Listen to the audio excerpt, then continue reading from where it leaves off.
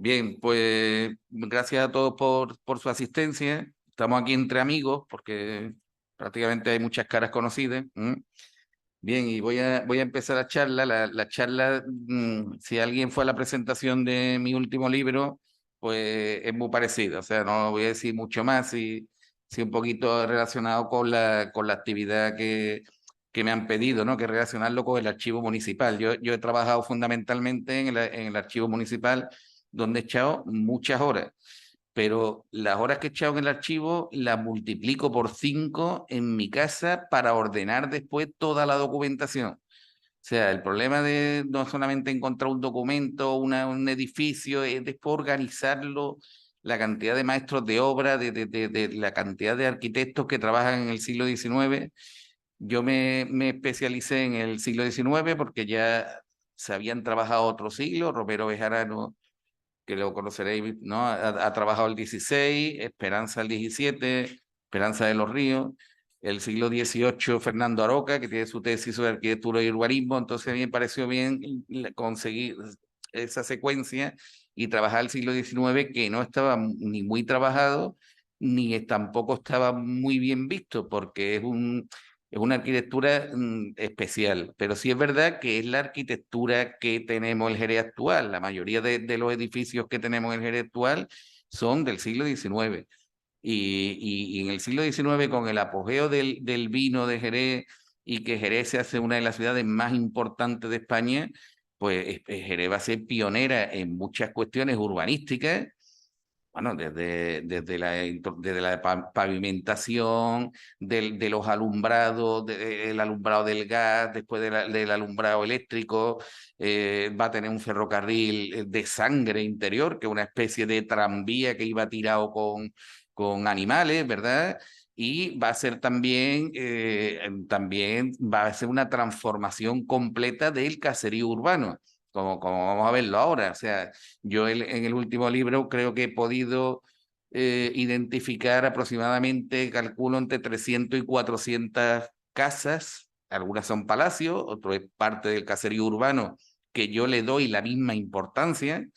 Yo le doy la misma importancia. La gente le gusta los palacios, pero yo le doy la misma importancia al caserío urbano, porque el caserío urbano se repite, se va repitiendo, y es lo que conforma que Jerez sea una ciudad tremendamente elegante y llamativa.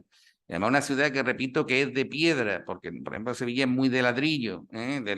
Jerez es de piedra porque tenemos las canteras de San Cristóbal, y las construcciones en Jerez son de piedra, y las construcciones de piedra son más robustas y son más interesantes, ¿no? Bien, vamos a ver, los protocolos municipales son muchísimos tomos que existen como una sesión dentro del Archivo Municipal de Jerez, en donde, por ejemplo, aquí hay un protocolo municipal, y entonces, pues, lo que encontramos aquí, el punzón no se ve ahora, ¿no? Bueno, lo que encontramos aquí es, por ejemplo, una solicitud para hacer una reforma de una casa, y muchas veces encuentra el plano. La obligación que tenía el Ayuntamiento de Jerez era que para cualquier reforma de fachada o para cualquier obra nueva había que presentar plano de alzado, no de planta. Por eso hemos encontrado muchísimos planos de alzado, pero de planta mucho menos, ¿eh? Por ejemplo, aquí esto es de finales de siglo, de 1880 y pico. Es una obra de la Barrera Gamboa, que era una casa magnífica que se tiró, que es la que hace esquina era de la familia Garbey, y hacía esquina entre lo que es la calle Tornería con la calle Larga. Hoy día hay un edificio también muy interesante, que ese edificio ocupan los notarios, ¿verdad? De uno de los arquitectos Millán. Pero bueno, este edificio en concreto se tiró, ¿no? Bueno, pues los protocolos notariales para mi trabajo ha sido fundamental, porque a raíz de que hay una gran cantidad de planos, cientos de planos, pues he podido documentar muchísimas edificaciones, ¿no? Sobre todo edificaciones que existen, porque yo calculo que prácticamente, lo digo en el libro, lo que se conserva es un 38-40%. El 60% de arquitectura del 19 se ha tirado. Cada vez que vemos un edificio del 20 entre medio del casco histórico nuestro, es porque se ha derribado. Por ejemplo, el edificio donde está Rianal, había una gran casa hecha por Valentín Domínguez, un arquitecto del que hablaré ahora de él, en fin, cada vez que vemos aquí donde estaba el Banco Zaragozano, unas casas de Enrile, que además eran muy interesantes porque es de las primeras que alcanzan las 4 plantas. Pues, en fin, la ciudad se va renovando, pero yo soy conservacionista. Cuanto más conservemos, mejor, porque es lo más importante que tiene la ciudad, ¿no? Bien, los protocolos notariales lo que guardan son toda la documentación, o sea, los protocolos municipales, ¿no? No notariales, municipales, guardan toda la documentación que se va a aprobar en un punto determinado en un pleno municipal, ¿eh? Entonces, antes de 1844, pues esos documentos se solían guardar o bien detrás de los tomos, detrás de en las actas capitulares detrás, o muchas veces en legajos aparte, ¿eh? Pero a partir de 1844 existen tomos de los protocolos municipales, es decir, toda la documentación que se va a debatir, si es una aprobación de una nueva casa, de una reforma, etcétera, etcétera, pues toda la documentación va detrás. Cuando la documentación era muy amplia, solía desgajarse en un legajo aparte, un expediente aparte, ¿eh? Muchas veces aparece la documentación duplicada, ¿no? Hay muchas sesiones, yo la que más he utilizado es policía urbana. Policía me parece una cuestión, más que policía, es una vigilancia del urbanismo, porque en el siglo XIX hay una vigilancia muy grande aquí en Jerez sobre las cuestiones urbanas, cosas que hoy no la hay. Y nada más que hay que ver lo destrozada que está la ciudad. Pero en el siglo XIX no se permitía lo que hay ahora, ¿eh? Hay la vigilancia de las obras, de cómo tienen que ser, etcétera, etcétera. Otras sesiones que yo he trabajado, obras locales, cementerio, fomento, ferrocarril, desamortización, beneficencia, y algunas más, y algunas de artes, porque no son fijas, sino que van apareciendo, se van quitando. Entonces eso yo prácticamente cada año suele tener 4 o 5 tomos, yo siempre voy buscando pues donde yo creo que puede haber algo para mi tesis, ¿no? Yo prácticamente me he visto muchísimos protocolos municipales, que es la base de mi trabajo, pero tuve que delimitar de la cantidad de información que tenía en la época de Isabel II, que es de 1833 a 1868. Lo que no quita que yo haya documentado también edificios anteriores o posteriores, pero la base es esa. Por eso, igual que Cirici Narváez hizo la tesis en Cádiz referido a esa época, pues yo prácticamente lo he hecho aquí en Jerez, lo he hecho aquí en Jerez. Bien, esto simplemente te encuentras todo tipo de planos. Yo creo que hay miles, ¿eh? Sé que hace poco hubo no sé de dónde venía una gente que hizo fotos de todos los planos, tal y cual, porque es que es interesantísimo la cantidad de planos que se encuentran en el archivo, sobre todo en esta sección, dentro de lo que es el protocolo municipal. Por ejemplo, este plano interesantísimo está en la antigua estación de trenes, es un plano de 1854 donde se ve la estación de tren estaba en lo que era la antigua estación de autobuses, la antigua estación de autobuses, ¿vale? Donde estaba el ayuntamiento antiguo. Y todo lo que tenemos aquí, que hoy día es el barrio de Valle Sequillo, pues era campo, era campo.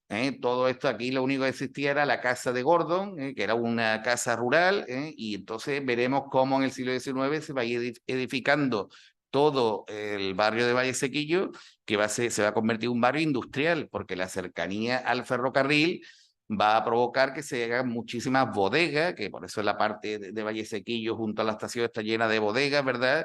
Para el transporte del vino al Trocadero, que era para después ser embarcado a Cádiz y para los puertos de Inglaterra, etcétera. Es decir, simplemente la riqueza de los protocolos municipales, la cantidad de planos de todo tipo que se puede encontrar. El siglo XIX, el que lo quiera trabajar, va allí, abre cualquier legajo y encuentra un edificio, puede hacer cualquier articulito. Ahora, tener una visión más general, hay que ver muchas cosas, hay que ver muchas cosas. Bien, todo esto prácticamente yo pude hacer mi tesis, que es arquitectura y urbanismo en Jerez durante el reinado de Isabel II. y lo he simplificado, hay que simplificar mucho, en 2 libros. Este lo saqué en plena pandemia, Apuntes para el urbanismo en Jerez durante el siglo XIX, que la editorial es Tierra de Nadie, por cierto, han venido aquí por si alguien quiere comprar el libro, y La ciudad burguesa, arquitectura isabelina en Jerez, que es el último que he publicado, o sea, que se ha publicado, se ha editado este año, ¿no? Entonces yo creo que son 2 libros que espero que hayan quedado como referencia para la historia del arte de Jerez, ¿no? Bien, vamos a ver, yo voy a hablar un poquito sobre todo de esa arquitectura del 19, ya después de haber dado la importancia a donde he obtenido la mayoría de la documentación, ¿no?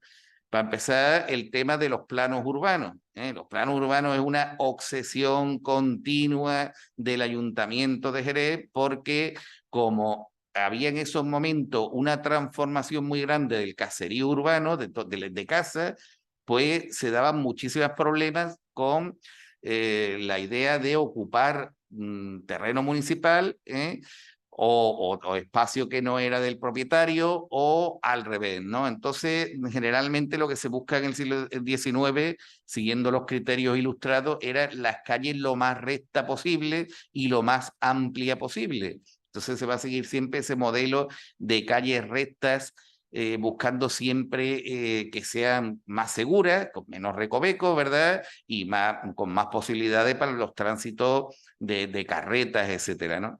Entonces, la obsesión, repito, de los ayuntamientos va a ser, y del Estado, porque el Estado manda a los ayuntamientos que se hagan los planos geométricos o planos topográficos. Bueno, topográficos muchas veces, vamos, los suyos son planos geométricos. En Jerez se llegó a hacer por Francisco Javier Velázquez, que fue arquitecto titular de la ciudad, que se conserva en el Museo Arqueológico de Jerez, que se hizo en 1825. Eh, mm, yo toda la documentación de todo cómo se hace este plano, que hoy lo vemos, que bueno, pues el plano se lo echaron para atrás a Francisco Javier Velázquez 2 veces. ¿Eh? Es más, lo cesaron a Francisco Javier Velázquez porque decían que el plano no estaba bien hecho. ¿Eh? Tuvo que hacerlo varias veces. Francisco Javier Velázquez las pasó canutas, al final terminó completamente pobre. Ahí, como yo lo digo en el libro, solicitando una plaza casi de portero de beneficencia, porque ya de mayor, un arquitecto impresionante, pero también un poquito la idea que tenemos del estatus del arquitecto hoy día no es la misma que en siglos anteriores, ¿eh? No es la misma. Los arquitectos lo pasaron mal. Hoy día, que es un orgullo este plano geométrico, pues realmente lo pasó muy mal Francisco Javier Velázquez, al tema, porque era una obra, a realizar esto una obra de mucha envergadura. Hoy en día no hay los medios que había en el siglo XIX. Iban con tiras de métrica, midiendo. Sí, es que no es lo mismo hacerlo con los medios de antes que con los medios de ahora, ¿no? Y además tiene una fidelidad muy grande, ¿no? Bien, bueno, este otro plano que se hace en 1849 de la Sociedad Agrícola, y está copiado de otro de 1836. Yo he encontrado mucha documentación sobre que probablemente sea José San Martín quien lo hace. También se criticó muchísimo los profesores bueno, la Sociedad Económica de Jerez, que era, digamos, los organismos culturales de la época, y bueno, y sobre todo lo que era el Instituto Provincial, pues criticando muchísimo que no estaba bien hecha tal calle, que esto no estaba bien, que está igual. Pero bueno, hoy día, pues, para los medios que tenían, una fidelidad también bastante, bastante grande. Posteriormente, ya sí, este plano de José San Martín, que también lo vemos, solamente he visto yo una lámina que se conserva en el archivo municipal, no sé si habrá otro más. Sí está documentado que José San Martín no llegó a cobrar todo lo que él había pedido. Es más, el ayuntamiento dijo que estaba mal hecho y estuvo persiguiéndolo, porque él se fue a San Lucas y exigiéndolo continuas cartas que devolviese el dinero que había cobrado por este plano, que es magnífico, que es un plano magnífico. Un poquito para que veáis lo que pasaron los arquitectos del 19. El Ayuntamiento de Jerez no pagaba bien a los arquitectos. Los arquitectos titulares aquí venían un poquito como trampolín para irse a otras ciudades más grandes. Lo que sí es verdad que Jerez tenía en ese momento un dinamismo muy grande, entonces como sueldo cobraban muy poco, pero después como había muchas obras de particulares, pues ahí sí les convenía más, ¿eh? Bien, un plano muy bien hecho con todos los arrabales históricos. Este es el Jerez más o menos que se ha mantenido prácticamente hasta los años 80, hasta los años 80 del siglo pasado. Y después, hoy día hay 5 ciudades más de todo lo que se ha extendido Jerez. Todos los que tenemos cierta edad, pues Jerez acababa en el Altillo y acababa en el Tempul y acababa prácticamente en Vallesequillo. Hoy día, desde a partir de los años 80, se ha hecho 5 ciudades más. ¿Qué problema ha traído eso? Pues ya lo sabemos, la despoblación del casco histórico, del casco tradicional, y que tenemos una ciudad con un patrimonio completamente en peligro, con unas edificaciones que se están cayendo, que hay un problemón tremendo, que además es una ciudad que vive del turismo, y el turismo en cuantito que lo saca de los 4 o 5 calles, pues se encuentra una ciudad que esto parece Sarajevo en su época, ¿eh? Y esa es la realidad, y esa es la realidad, ¿no? Bien, hizo también José San Martín estos planos de fuentes y pozos, sobre todo, que es muy importante, sobre todo porque a mí me sirvió muchísimo para documentar dónde estaban las fuentes antiguas. Antes de la llegada en 1869 de las aguas de Tempul, pues lo que había, sobre todo en el extrarradio, como el pozo del Acle, que llevaba el agua a la puerta de Sevilla. Había una serie de pozos que se extraían con norias y con mulos.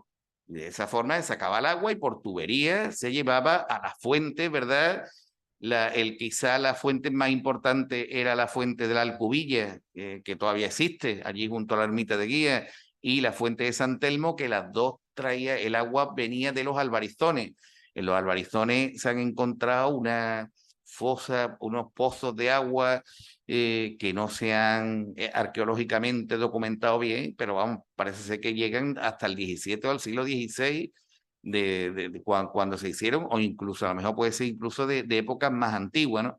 Pero bueno, se traía el agua de los alrededores, y se llevaba el agua, bueno, pues gracias a estos planos que hizo José San Martín, pues podemos saber dónde más o menos estaban esos pozos, etcétera, que todo eso lo documento yo en el primer libro sobre urbanismo, ¿no?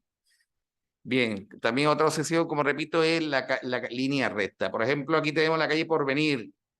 La calle Porvenir resultó ser al final, era una calle que se quería dar mucho esplendor porque era una de las salidas de la ciudad, pero en cuanto se construyó al lado, es decir, todo lo que era la zona de Madrid de Dios, todas esas vías de tren, etcétera, etcétera, pues quedó la calle cortada, prácticamente sin salida, ¿eh?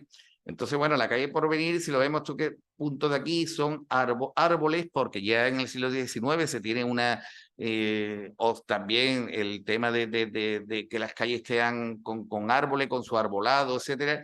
Si os fijáis, la calle tiene entrantes y salientes, muchas veces lo que se llaman almiscates, porque se cerraba con una puerta y aquí lo que se guardaban era un animal, un carro, un no sé qué, etcétera. Entonces tenían entrantes y salientes, no tenía una calle recta. Entonces cada vez que había una construcción, se trazaba la línea recta por donde tenían que ser los edificios.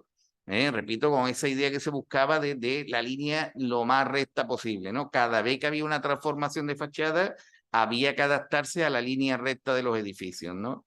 Aquí, por ejemplo, que es el barrio de San Mateo, aquí tenemos la calle, bueno, la calle Ceniza, ¿no? Calle Valderrama, bueno, pues aquí, si os fijáis, toda esta zona de aquí, pues es como se tiene que adaptar la calle lo más recta posible, es decir, si había alguna transformación de fachada, se exigía al propietario que tenía que echar la fachada hacia atrás, hacia atrás. Muchas veces al revés, ganaba. Entonces esto crea muchos también expedientes por dinero que había que pagar el ayuntamiento o que el ayuntamiento tenía que devolverle si ocupaba la calle espacio privado. Bueno, pues de esta forma, pues Jerez, que sabéis que tenéis un urbanismo medieval musulmán, pues esos entrantes y salientes los va perdiendo y va teniendo cada vez más esas calles rectas y más amplias. En el siglos anteriores tendría mucho más recovecos, ¿no? Bien, vamos a pasar a la arquitectura ya. Primero un modelo típico de Jerez, que es la casa almacén o la casa bodega. Es decir, la mayoría de las casas tenían o su parte de almacén o su parte de tienda o su parte de bodega. En aquella época del siglo XIX, cuando hablábamos bodega, no es bodega solamente de vino, es un almacén de todo. Lo que pasa que, bueno, ya se irá viendo que el tema de la conservación del vino necesita unas condiciones más especiales, ¿no? Por ejemplo, esta casa que tenemos aquí, que es una de las que tiene torre, esto lo hace un maestro de obra. Pues otra cuestión, los maestros de obra que tenían una formación gremial realizan trabajos con la misma o mayor importancia que los arquitectos. ¿eh? Incluso había albañiles, alarifes, que hacen obras también con el mismo valor. Es decir, no hay una diferencia fundamental muy grande entre arquitectos, maestros de obra, que hoy día un maestro de obra solamente el encargado, ¿eh? Y no, sobre todo maestros de obra y arquitectos, es más, hay muchos problemas entre ellos, muchas denuncias entre ellas por intrusismo. Pero bueno, Agustín García, esto es un maestro de obra, se llama Agustín García Ruiz, que era jerezano, era un maestro de obra de aquí de Jerez, solía hacer edificaciones utilizando mucho la piedra, eran muy macizas, ¿verdad? Le criticaban que eran muy pesadas, ¿no? Sin embargo, por esa fortaleza de la construcción, pues se han conservado, ¿no? Esto ya sabéis que es la Plaza del Progreso, aquí hay una tasquita hoy día, ¿no? Bueno, pues la parte de abajo se dedica a tienda, a tienda, y la parte de arriba es donde vive el propietario. Entonces, esto es un prototipo de casa burguesa que se va a establecer mucho en Jerez. Es decir, la parte de abajo tienda y almacén, la parte interior tiene todo lo que es la parte de almacén y con tienda al exterior, con muchas puertas. Y asesoría para que la gente, para venta, para lugares de venta. Y la parte de arriba es donde vive el propietario. Es un modelo de casa burguesa. Esta es más complicada, se hace para un comerciante de Cádiz, se llama don Braulio López, Braulio Antonio López, que este señor, don Braulio Antonio López, llega a comprar el convento desamortizado de Santo Domingo y después se lo vende a los González Díaz, a Manuel María González Peña. Bien, pues este comerciante de Cádiz hace esta casa que también es de Agustín García Ruiz, documentada. Bien, yo en mi libro tengo documentada con la fecha, con muchísimo. Y volvemos a ver aquí todo el espacio de tienda. Las zonas del principal, generalmente el primero o el segundo es donde vive la familia. Y generalmente pues o bien se conmensulan los balcones o bien muchas veces veremos pilastras que son, ya veremos algunas adosadas a las paredes, como pilares adosados a las paredes, que marcan el sitio principal donde vive la familia. Y generalmente en el plano original, esta parte de arriba eran ventanas pequeñas, porque aquí es donde solía hacerse almacenes de grano.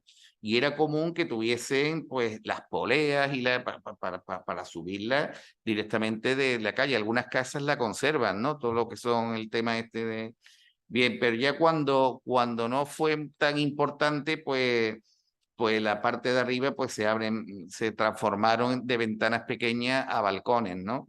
Realmente también era zona donde habitaba el servicio, donde más escalera, ¿verdad? Cerca de las azoteas. En el siglo XIX se prohíbe, se van a quitar todo lo que son los tejados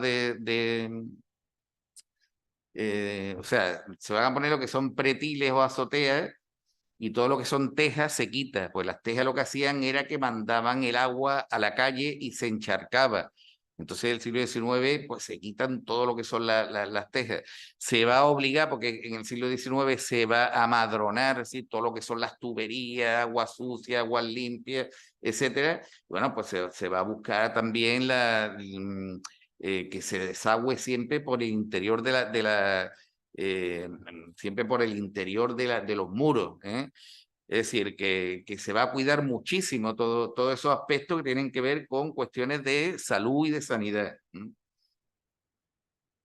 Bien, aquí tenemos otra casa almacén, por si alguien no reconoce, es de la calle Arco, al principio de la calle Arco, es de un maestro de obra, es una casa estupenda, además de piedra estupenda, es un maestro de Cádiz que hace varias obras aquí, se llama Juan de Arduña, y hace esta casa almacén. Además, en la documentación pone casa almacén. Es decir, ellos viven en la parte de arriba, donde aquí estos pequeños adornos, pues te está diciendo que es la parte del principal, y la parte de abajo se pone de tienda, y en la parte más interior estaría el almacén, ¿no? Son casas muy robustas que nos han llegado hasta nuestros días, ¿no? Aquí tenemos los planos que nos lo aportan los protocolos municipales. Los protocolos municipales. Bien, ya que tenemos esta casa también y para el apartado que vamos a ver, la arquitectura en el siglo XIX va a ser una arquitectura antiepidemias, porque el siglo XIX hay desde el 1800 que aparece la epidemia de fiebre amarilla, prácticamente a lo largo del siglo continuas epidemias, y epidemias donde no como la nuestra última que hemos tenido, que ha muerto gente, moría mucho más gente, moría mucho más gente. Entonces, vamos a ver cómo en el siglo XIX la arquitectura academicista, que es la que dicta en la Academia de Bellas Artes, obliga a las casas a que tengan muchísimos vanos, muchísimas ventanas, siempre siguiendo criterios de simetría, de orden, porque el siglo XIX es un siglo muy ordenado, y para que entre siempre el aire, para que entre la luz lo más posible, para que evitar así más las epidemias. ¿Sí? Por eso una arquitectura donde hay que abrir muchísimos vanos, muchísimas ventanas, que se abra completamente todo, ¿no? Bien, aquí tenemos otras casas almacenes, que están, esta también es de Juan de Arduña, una casa almacén, que también tenía, repito, las accesorías, como le llamaban, o tiendas al aire libre, la zona principal donde vive, y esto que eran ventanas pequeñas, después se abran balcones, cuando ya no tiene la utilidad, era zona de almacenamiento de granos, almacenamiento de granos. Esto está en la calle Guadalete, es también de Agustín García Ruiz. eh, bueno, pues una casa almacén de Ventura Martín Montes, que era una persona que tenía bodegas y que tenía también campo, siguiendo los criterios academicistas que hemos dicho. Después se añadió este tercer piso ya en época reciente, pero bueno, también es parte de tienda y asesoría aquí en la parte de abajo. En la parte de arriba es donde vive el propietario, y se marca un poquito por unas ménsulas. Ménsulas son estos elementos aquí que aguantan los balcones. No es una decoración excesiva lo que se hace en el siglo XIX. Si habrá algunos arquitectos que un poquito más, que veremos que será lo que será la parte del eclecticismo, ¿no? Bien, otra casa almacén, que es esta de aquí, preciosa, de un maestro de obra que se llama Antonio Rodríguez, y que es de 1874, la fidelidad que tiene al plano. Este tiene más decoración, ya está ya cercana, en la época ya de la restauración, ya está cercana a la restauración. Y sí es curiosa porque en el mismo plano se observa lo que son la introducción de columnas de hierro. ¿Para qué? Para que darle más a la entrada mayor amplitud, la entrada y salida mayor amplitud. En muchas casas y muchos edificios vemos columnas de hierro en las entradas, etcétera, que ellos lo hacían para evitar poner muros, y que pudiese tener más entrada y salida. Bien, además la fidelidad, los planos, todo lo saco, repito, del mismo sitio, ¿no? Bien, después la casa doméstica academicista es lo que he dicho antes, siempre buscando la simetría y muchísimos vanos, muchísimos vanos. Estas dos casas son de Agustín García Ruiz, ese maestro de obra que ya es una persona interesantísima, interesantísima, unas construcciones muy interesantes. Bien, esto es la calle Cedería o Chapinería, no sé cuál es, la que lleva ya a la Plaza de la Asunción. Y esto es una casa que realiza está en la calle Franco, ya tirando para allá se llega prácticamente a San Francisco. Enfrente de esto está la reparadora, la reparadora. Bueno, él más remarca mucho con piedra lo que son los vanos, Bien, hoy día existe esta polémica de que muchas se están haciendo garajes, hay gente que está en contra, yo estoy a favor, porque es que el problema del casco histórico es repoblar y lo que hay que adaptar sin romper la fisionomía de los edificios, ¿eh? Sin romperlo, pues que puedan ser más habitables, ¿eh? El problema del casco histórico, uno de los problemas fundamentales es el aparcamiento. Porque hoy día tenemos coche, vamos para acá, vamos para allá, y claro, ¿dónde aparque? ¿Dónde aparque? Bien, otra casa burguesa academicista de Valentín Domínguez, que ya he hablado de él, un arquitecto de Burgos que se establece en Jerez, los planos son magníficos, con el sombreado, eran unos auténticos artistas, estos maestros de obra y estos arquitectos. Es una casa. El plano parece más bonito que la casa. Una casa para el Marqués de Villapané, la calle Empedrada número 5. Bueno, pues esa casa academicista con muchos vanos, ¿verdad? Que entre la luz, que entre el aire, que es lo que interesa. Aquí tenemos algunos planos donde vemos esa cuestión. No sé si se ve bien, pero bueno, cogiendo este de aquí, si os fijamos, este edificio de aquí, que se va a convertir es una obra de Agustín García Ruiz, que está en la calle Arco número 15. Bueno, pues tenía esta portada, fíjense, esta ventanita, y en todo el piso de arriba esta ventanita.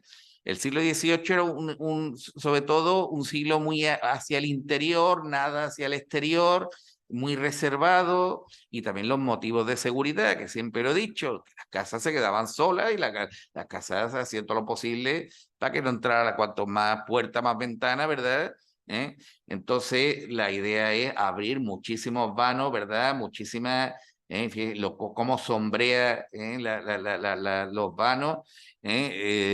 ¿Para qué? Para que entre el aire y el sol, que es como se combaten a las epidemias, cómo se combate la epidemia.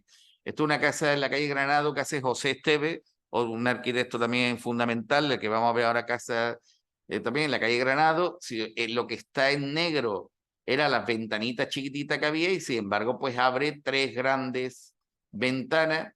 Bien, uno puede ver estas casas y dice, bueno, pero esto es una casa muy normalita, pero claro, una, otra, va creando un caserío y va creando una ciudad muy elegante. Tenemos un caserío muy bueno, decimonónico muy bueno, y tenemos la obligación de conservarlo. Tenemos la obligación de conservarlo. Bien, por poner otro ejemplo, fijaos la casa que había, en este caso una calle en la calle Porvenir, y cómo José Esteve también la transforma en esta casa. La transforma en esta casa, es decir, los vanos que había y cómo muchísima abertura de vanos para, repito, esa cuestión, ¿no? En 1854, que siempre lo digo, Valentín Domínguez, arquitecto titular de la ciudad de Jerez, pues hay una epidemia de cólera morbo que murieron 1.500 personas en Jerez de una población de 60.000. Entonces, bueno, había un miedo tremendo a las epidemias, ¿no? Esta otra casa que había en la calle Lechera, la calle Lechera del barrio de San Miguel, que se transforma en esta, con muchísimos vanos, etcétera. Con esto que estoy diciendo también, que cuando se rehabilita una casa, pues lamentablemente, y esto lo hemos denunciado mucho los historiadores, pues llega la máquina, lo tira todo, ¿eh? El interior pase a apartamentos más cómodos, tal y cual, pero que sepamos que son casas del 18, del 17, que muchas veces lo que se hacía solamente era cambiar la fachada, porque el siglo XIX hay muchos cambios de fachada, y que se están tirando pues muros del 18, lo mismo se pica de Quay y salen arcos del 18, del 17, o sea que tienen que estar mucho más vigilados y mucho más protegidos lo que es la rehabilitación de casas en el casco histórico. Es más, ahora voy a hacer una denuncia. En la calle Ponce se está rehabilitando una casa y en un día llegaron y la tiraron entera por dentro. Yo no sé quién vigila eso. El ayuntamiento tendrá alguien que lo vigile, pero eso hay que hacer unos estudios parametrales de los muros, etcétera, para ver si hay muros de antiguos, etcétera. En fin, este es el problema que tenemos con el caserío, que los jerezanos lo hemos abandonado. De José Esteve, por ejemplo, esta magnífica casa, y aquí ya vemos este simbolito, que es este problema que hoy día tenemos. Esto está en la calle Medina y el patrimonio lo está salvando mucho el tema de los pisos turísticos, pero por otra parte, los pisos turísticos también traen sus problemas, y aparte también el problema del centro es que hay que repoblarlo. Hay que repoblarlo. El día que el centro esté repoblado, ya se mantiene solo, porque todo el mundo mantiene su casa. Pero el problema es que está deshabitado. Nada más que tenemos que salir ahora, cogemos para acá el número 16 y estoy seguro que un día se cae un balcón encima de alguien, porque es que están las cosas como están. Otras dos casas del siglo XIX de José Esteve, en la calle Naranja, muy distinta. Está un poquito, en fin, con su ménsula, etcétera. Está sin adorno ninguno. Esto hoy día también es apartamentos turísticos. Y yo lo sigo diciendo, estamos a un pelo del turismo de borrachera, porque aquí hay vino. Aquí hay vino y hay tasquitas y hay no sé qué. Cuando a la gente le dé por venir aquí, pues, estamos a un pelillo de ese tipo de turismo. Que esperemos que no. Casas más sofisticadas, como esta de Valentín Domínguez, con las ménsulas, que en este caso con un frontón curvo, con más adorno, un poco más ecléctico. Se va a llamar ecléctico esa cuestión de colocar más adorno, unas ménsulas distintas, en fin, dentro del caserío. Ahora paso a los palacios. Los palacios, que es lo que más le gusta a Jerez. Aquí tenemos un gran palacio, una casa palacio, que todo el mundo conoce por Zara, esta era la casa de don Juan García Leanís. Don Juan García Leanís, de procedencia vasca, se establece aquí en Jerez, tiene bodegas por la zona de la Plaza de la Serrana, de lo que era la zona de Madre de Dios, etcétera, y se hace esta magnífica casa en 1843, que la hace un arquitecto que se llama Balbino Marrón, un arquitecto del País Vasco que viene aquí a Jerez. Si os fijáis aquí, algún día ve aquí la reja, viene la fecha, la reja muchas veces dan la fecha de construcción del edificio. Ya esto no es una casa burguesa simplemente, fíjate que ha servido de tierra, era su casa particular, ha sido casino jerezano, pero era su casa, con muchísimas ventanas enormes, tiene un espacio, una especie de patio del interior, pero vamos, cubierto. Hay casas que tienen patios cubiertos o no cubiertos, uno, incluso dos patios. Esto es la calle Guadalete, era la casa, el palacio de don Patricio Garbey, toda la manzana está hasta la calle que va, no sé cómo se llama, Avenida de Cádiz o no sé qué, que está donde está el Mercadona, todo esto eran las bodegas Garbey. Eso lo ha estudiado Ladro Prieto, cómo las bodegas van cogiendo todas las calles anexas y van creando eh, prácticamente una ciudadela, vamos, como hoy González Villa. González Villa tiene muchísimas calles que eran calles privadas, eran calles públicas. Bien, pues esto lo hace Balbino Marrón también, otro edificio, otro palacio.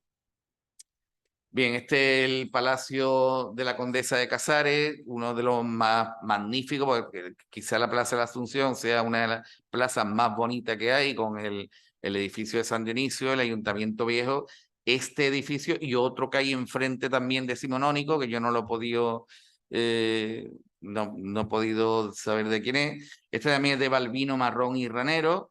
Aquí estaba la cárcel antigua, esta era la cárcel de hombres y esto era la cárcel de mujeres. Y el palacio lo habita la condesa de Casares, que suena muy bien, pero en verdad el palacio lo hace un abogado que se enriquece con las desamortizaciones, que se llamaba Pérez y Gómez. Este es el palacio de Pérez y Gómez, pero eso suena muy mal, ¿verdad? Suena mejor el palacio de la condesa de Casares, pero lo que lo construye es un abogado que se llama Pérez y Gómez y se gasta un dineral. No quito que fuera un testaferro de alguien más importante, pues esta época también, como se pagaba lo que era la contribución, según ese era el único impuesto que había, la contribución que se pagaba según las propiedades que se tenía. Y eso daba derecho después, por ejemplo, al voto. El voto censitario era según lo que tú pagabas de impuestos, y los impuestos eran todos inmuebles, por inmuebles y por tierra. Entonces muchas veces existían testaferros. Este señor, yo lo único que me ha parecido en una intervención policial, porque habían robado 11 cuadros de la Cartuja y estaba metido este señor que se había llevado 3 o 4, había comprado 3 o 4 y los tuvo que devolver. y los tuvo que devolver. O sea, que era una persona un poquito oscura. Bueno, pues este señor construye esto aquí con este zócalo muy típico de Balbino Marrón, con una ménsula que ahora veremos. Y esta es la zona estos son las pilastras que está hablando de la casa burguesa y que te está diciendo el principal.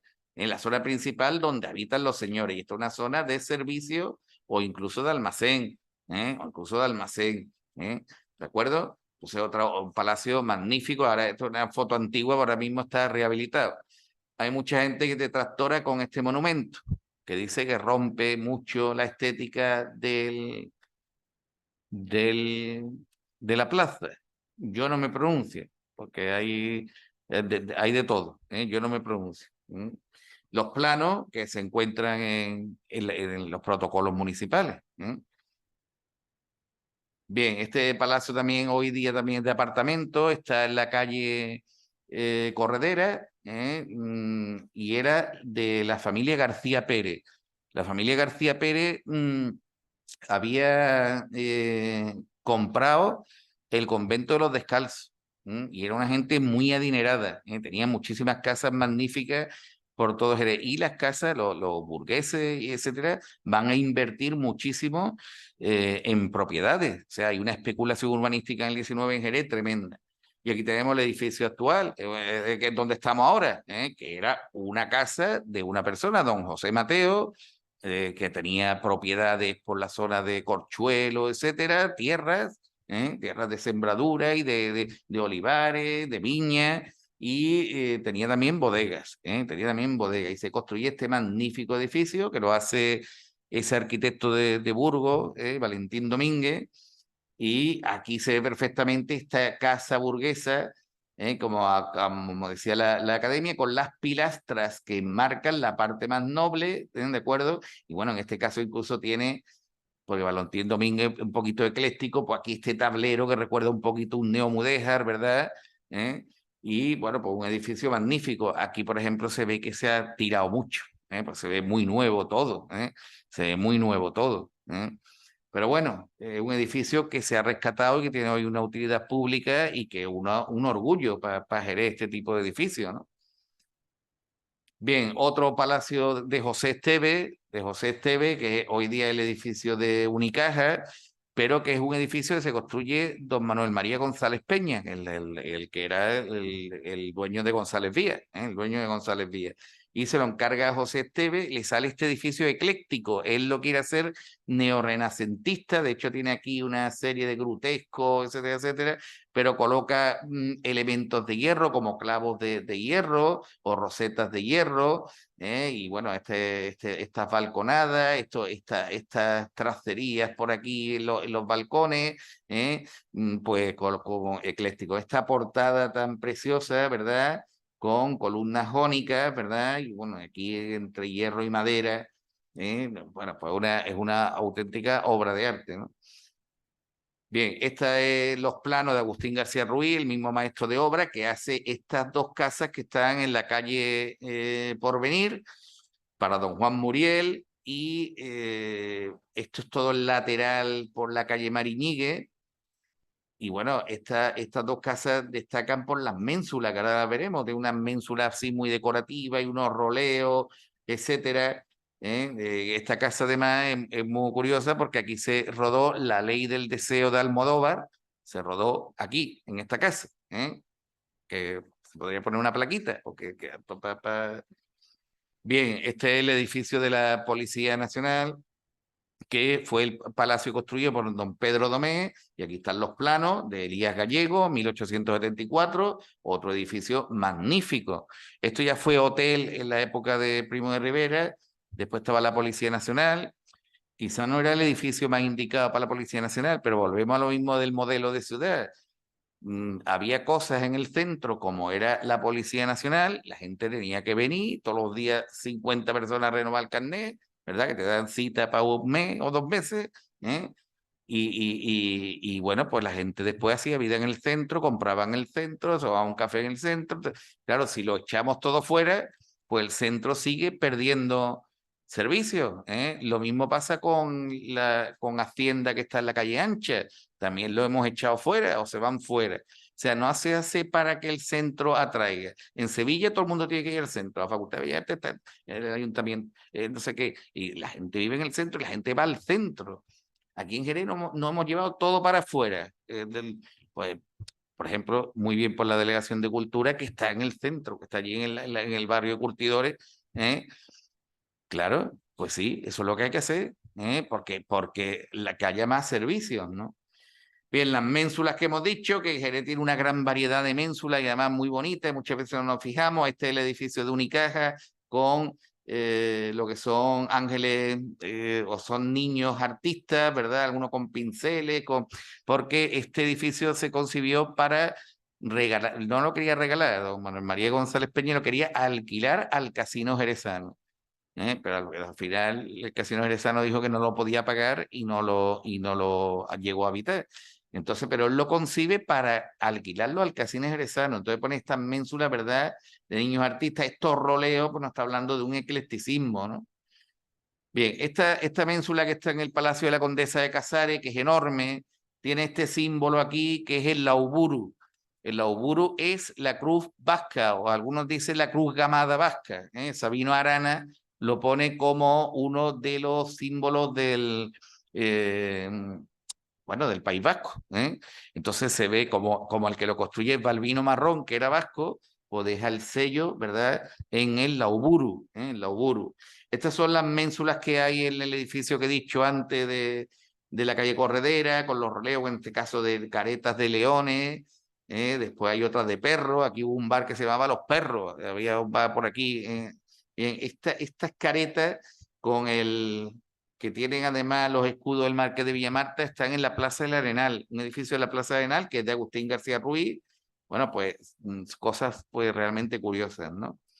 No solamente es un arte de fachada la arquitectura del 19, sino que también es de interiores. Este es el edificio de Unicaja. Aquí estoy yo, aquí me he fotografiado yo, me fotografió mi amigo Pepe Ruiz Mata, que está allá al final, ¿verdad? Bien, y fijaos la claridad, lo hace José Esteve, un edificio hecho de nuevo, un edificio hecho de nuevo. Y este edificio de aquí, que también es de José Esteve, es el Palacio María Luisa, lo hace José Esteve, y eso es todo el patio interior, además con una rejería, se cuida muchísimo la rejería, etcétera. Precioso. Hoy día muchas de estas casas, esta casa también, las dos son para Manuel María González Peña. Que ya he dicho yo que la familia González le ha quitado el Peña, le pone, pero que González, él tenía a gala llamarse González Peña. La calle Manuel María González se llegó a llamar González Peña. Él firmaba todo como González Peña, porque su madre se llamaba De la Peña, de primer apellido, el apellido de la madre. Sin embargo, en la partida de nacimiento encontraron González Ángel, entonces en todos lados, pero además le llamaban el Peña. He visto cartas el Peña, le llamaban el Peña. Bien, dentro del eclecticismo, que son estos edificios donde hay más roleo, más motivo decorativo, este edificio que tenemos aquí de José de la Cova, que va a ser un arquitecto que para mí me parece de los mejores, está en la calle Bizcochero, con estas ménsulas como de diablos, son como diablillos de... Aquí está la calle Évora, justo aquí está la calle. Ah, perdón, eso, yo he dicho que he dicho yo, la calle Medina. Aquí está la calle Évora y estas ménsulas con una especie de diablillo, ménsulas de hierro, ¿no? Bien, esta es una casa también, pero bueno, es muy típico de José de la Cova estos que se llaman arquillos lombardos, estos huecos fingidos, estas líneas verticales que él suele poner de 3 en 3 y rosetas de piedra o de hierro, que lo que hacen es crear claroscuros en los edificios. Este es el edificio, y esto está en la calle Escuela, en la calle Escuela, era la familia Rubiales, Mira, aquí están estos huecos fingidos, aquí están los arquitos, ¿verdad? Este edificio lo encontré el otro día, yo no paro de encontrar, a pesar de que ya he terminado la tesis, yo no paro de encontrar edificios. Este edificio está entre la calle Pilar, que ha estado cerrado muchísimo tiempo porque se caía un edificio, también se llamaba la calle Romanitos, esta calle. y yo sabía que era de él porque él deja su hueco en las líneas verticales que realiza y las rosetitas de piedra y los arquitos. Bueno, pero el otro día encontré ya el edificio. Cambia un poco el plano porque él al final pone dos huecos y en medio el hueco fingido, ¿eh? Porque, en fin, pero bueno, es de un edificio de José de la Cova que para mí es de los más extraordinarios, ¿eh? Después está el neoclásico del siglo XIX, otro estilo, este edificio que se realizó otra vez piedra a piedra, o sea, se tiró entero, y se volvió a construir otra vez de piedra a piedra, esto prácticamente en los años 50 por ahí, se hizo 50, 60, se tiró entero y se reconstruyó, y los planos de un maestro de obra jerezano, Francisco de Paula Soto, que realizó el edificio, él diseñó el edificio siguiendo ese neoclásico que se le llama neoclásico del siglo XIX, con ese equilibrio de proporciones, elementos clásicos, ¿verdad? Y lo hace para Justo de Goñi, que era otro hacendado de aquí, de esa finca aquí en Jerez. Bien, y las bodegas, pues todos los arquitectos y maestros de obra que yo he trabajado, que son una veintena, pues participan de la arquitectura bodeguera, este es un casco de bodega por la parte de donde está la atalaya, la zona de la atalaya, con los planos, esta es el lateral, está aquí, ese lateral, esta es la puerta posterior, de Francisco de Paula Soto. Esta es la portada que hace Agustín García Ruiz para González Vía. No ha ido. Agustín García Ruiz, si uno va visita la bodega González Vía, no lo citan. No existe. Agustín García Ruiz no existe. Pues hace esto, hace la Constancia, hace la Cuadrada, que la Cuadrada es una bodega que no es que sea cuadrada, sino que está cuadrada al piso de la Alameda Vieja, porque para que la altura no impidiera las vistas, para que la altura no impidiera las vistas a la campiña. Ya en nuestra época ponemos la ermita de Guía, el edificio de la ermita de Guía, que destroza toda la vista, ¿verdad?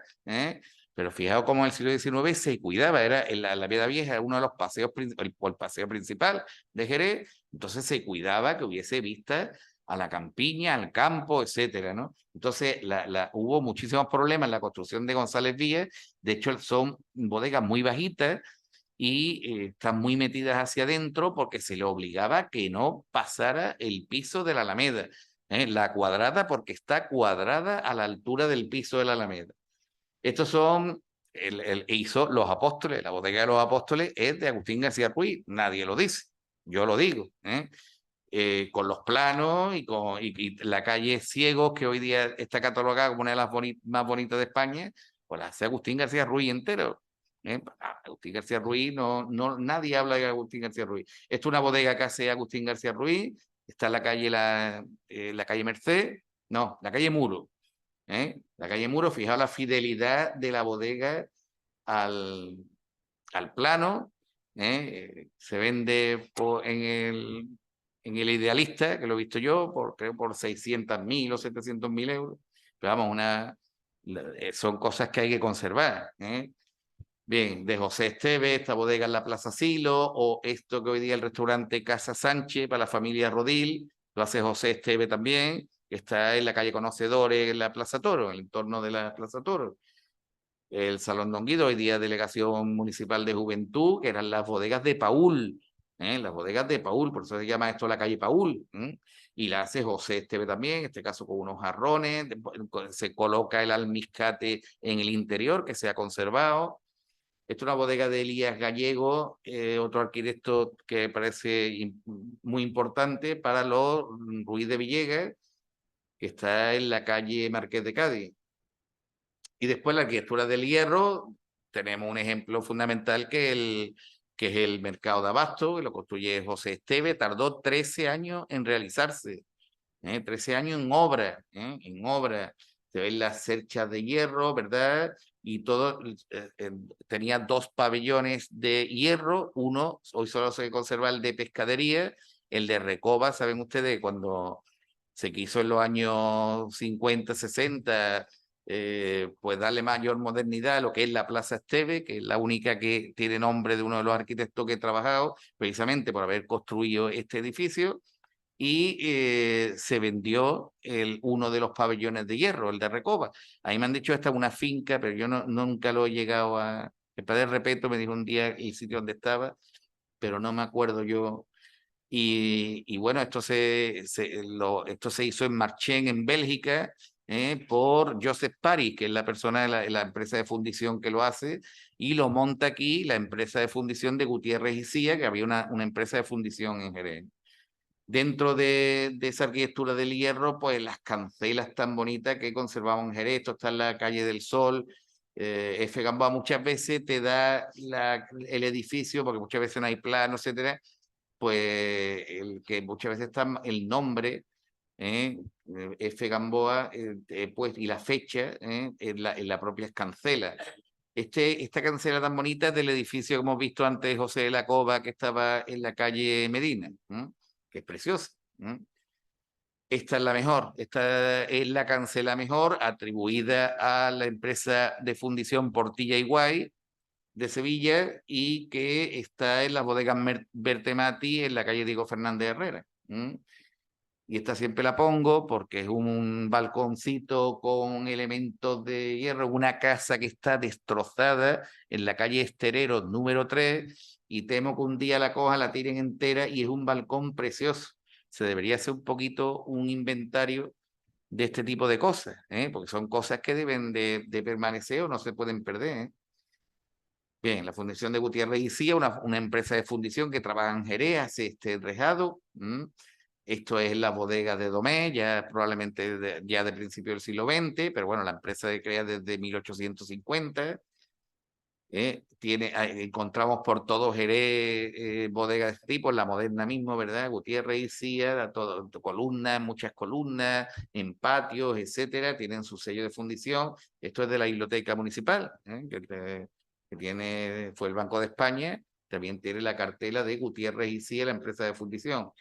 Y después en Jerez había dos grandes mitos. Uno es el Recreo de las Cadenas, construido por Charles Garnier, que había hecho la Ópera de París. Bueno, pues los estudios que yo encuentro, estos son 13 fotos que se conservan en la Biblioteca Nacional del Recreo de las Cadenas, prácticamente al tiempo de hacerse. Bien, las guías que son de 1892, esto se sabe que se hizo en el 68, prácticamente 25 años después, hablan de un arquitecto rebel, un arquitecto de apellido Rebel, francés. Bueno, era una especie de chateau en las afueras, tenía su ría, sus puentes, sus barcos, animales exóticos, etcétera, etcétera. Aquí se ve algunas partes del primitivo jardín con esculturas, etcétera, etcétera. Los pabellones que tienen, que esto era la casa del jardinero, esto era la casa del jardinero. Bien, y después pabellones para caballos, para cuadras, etcétera, etcétera, ¿no? Bien, pues yo sí he podido documentar que es de un arquitecto francés que yo creo que es Salomón Rebel, que hizo muchísimas obras muy importantes en Francia, como el Banco de París. Entonces, ese Salomón Rebel yo creo que es la persona que hizo esto.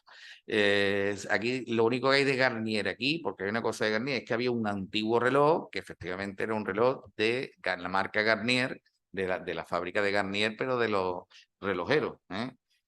Y después el otro gran mito es la concha, que es de Eiffel, ¿no? Todo el mundo Eiffel, que si Eiffel, que si Gustavo Eiffel, tal y cual, que es una cubierta de hierro, es de lo mejorcito que hay de arquitectura de hierro en toda Andalucía y en España. Un efecto óptico que tiene precioso.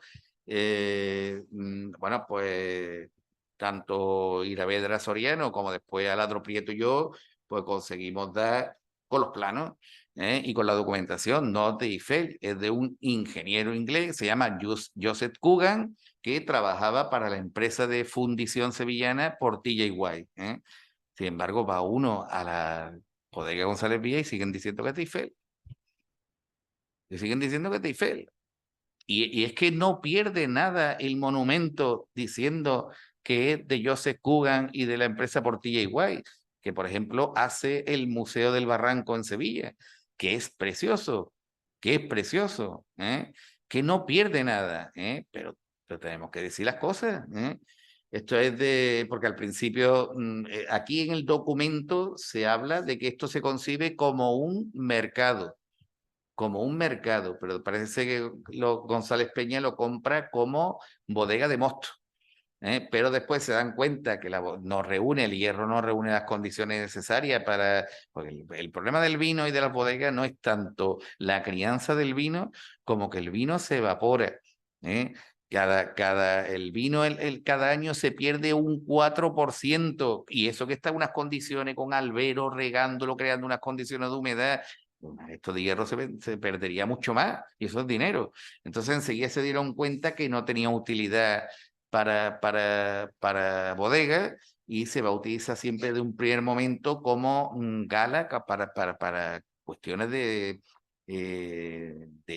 celebraciones. De hecho, muchos convites que se hacen a los reyes cuando los visitan, marinos ilustres que vinieron, bien, se les recibía, se la agasajaba aquí.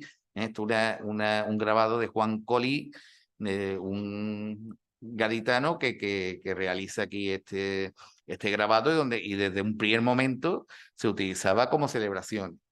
Y ya por último, Jerez está en ruinas. ¿Qué vamos a hacer con esto? Esto es una casa, esto está enfrente del Museo del Flamenco. Y tenemos esto, la calle Belén la coge uno y es la calle de los horrores, vamos. Es esto es mucho dinero. Tenemos el problema que el ayuntamiento está endeudado, porque estas casas es para... existe y lo han hecho expropiarla, pero después la venden, sobre todo para apartamentos turísticos, y lo que deberían de hacer es arreglarla y venderla para repoblarla con unas condiciones de repoblación. Mucha gente lo aceptaría. Esta es la casa que digo que hay en la calle, que es de José Esteves, esta casita es de José Esteves, del mismo que hizo el Mercado de Abasto, que está en la calle Ponce. Pues han llegado, le han tirado todo entero en un día. Había muros más antiguos, etcétera. Pero bueno, este es el problema que tenemos en Jerez. El tema de las bodegas las han tirado muchísimas. Estas son bodegas que hace Valentín Domínguez, fíjese qué plano más bonito. Está en la calle Pajarete y salió en el periódico que se habían llevado piedras y sillares, tal y cual, y bueno, ahí están abandonadas, una sin techo ya. Esto habrá que darle solución a este patrimonio porque es parte del patrimonio nuestro, ¿no? En fin, bueno, todos los proyectos, esto es una casa de Agustín García Ruiz, aunque mi amigo Aladro Prieto dice que no, que esto era de un arquitecto inglés, se llama John Pritchard, pero que lo presenta Agustín García Ruiz porque no lo podía presentar John Pritchard, no lo sé, pero bueno, una casa preciosa que se quería hacer González Peña dentro de la bodega González Vía. Bien, pues yo con esto acabo mi intervención, espero que os haya gustado y mi idea es que difundir el patrimonio, porque es la única, conociéndolo, es la única forma que tenemos de valorarlo. Y yo pienso que los jerezanos, pues no hemos valorado muy bien el patrimonio, está destrozado y tampoco veo yo que se clame mucho ni se busquen soluciones, porque cada año... Y lo único que está salvando, repito, esos apartamentos turísticos, pero que eso también trae su problemática. Eso trae su problemática. Pues nada, pues muchas gracias por todo y espero que os haya gustado la conferencia.